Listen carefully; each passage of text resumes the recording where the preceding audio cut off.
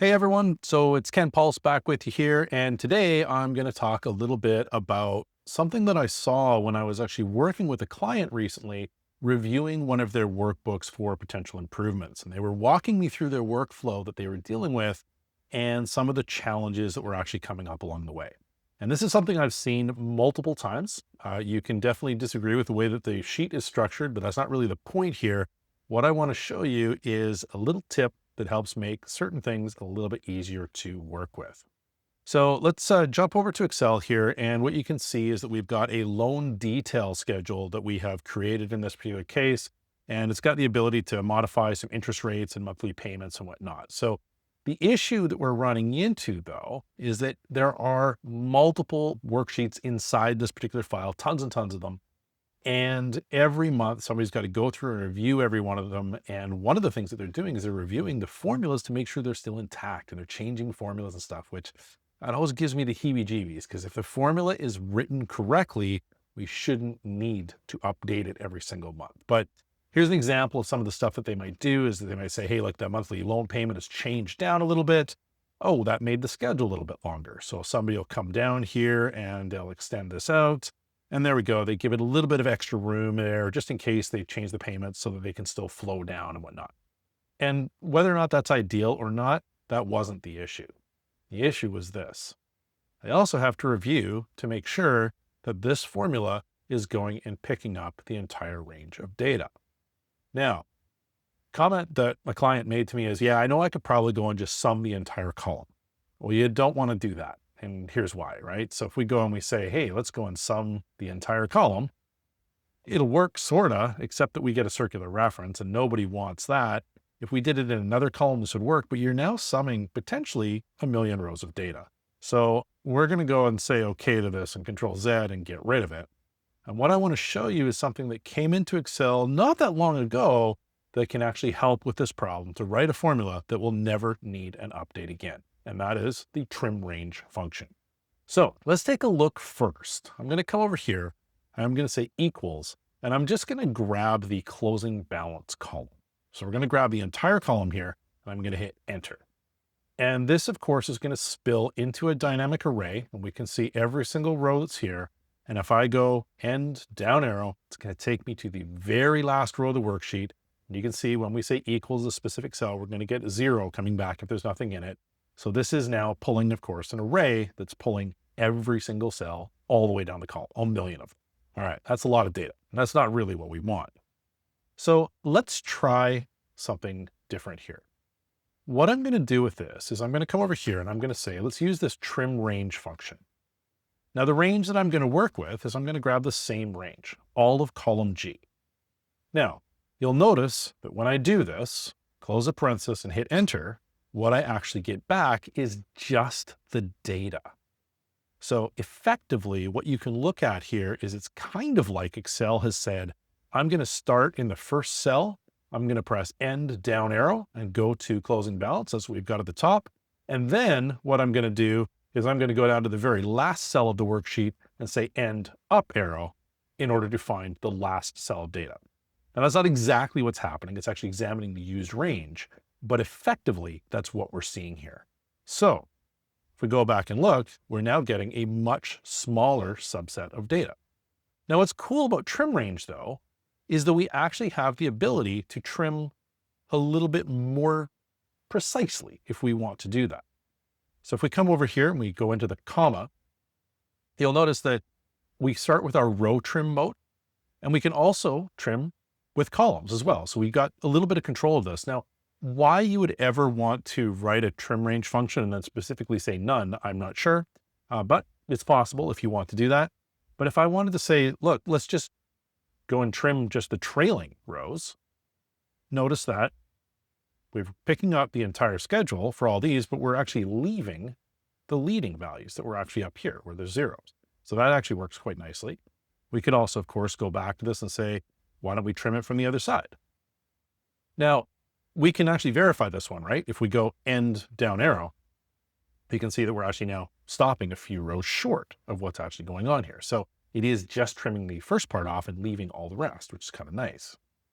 Of course, the default is number 3, which trims from both top and bottom to give us a much smaller data range, which is really what we're probably after in this case.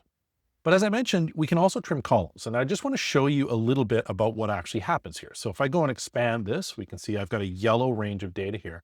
And I've set this up very specifically to create a range of data, but also to remove the data from the corners of the range. Okay, so here's what I want to show you. If we say equals, and we pick up this entire range of data, it will pad all of the empty cells with 0, so we get our full rectangle of data. If I go and wrap this in TrimRange,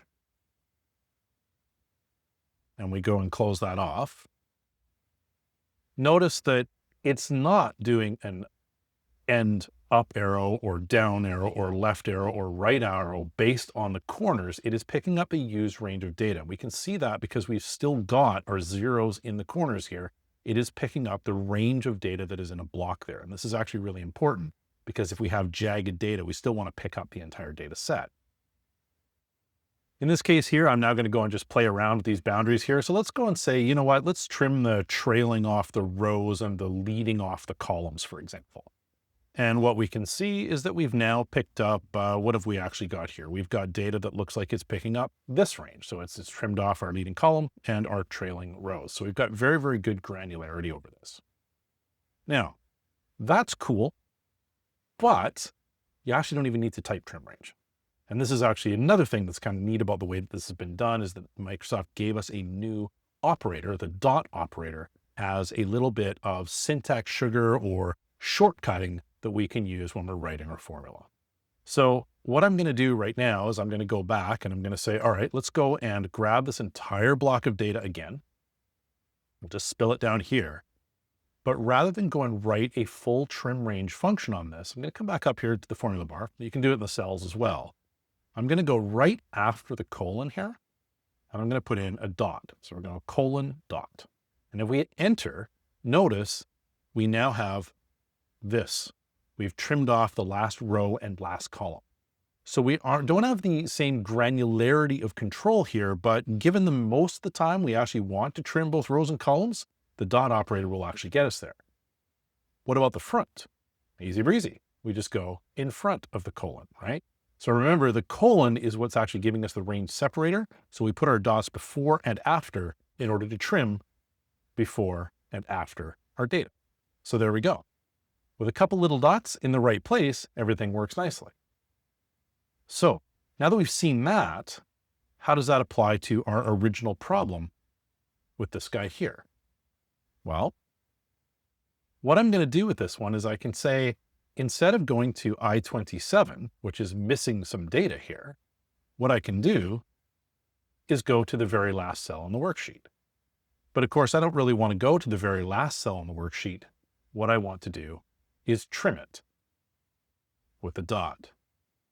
I don't need to go and actually trim the front because the front I need anchored to cell I7. That one's always going to be fine.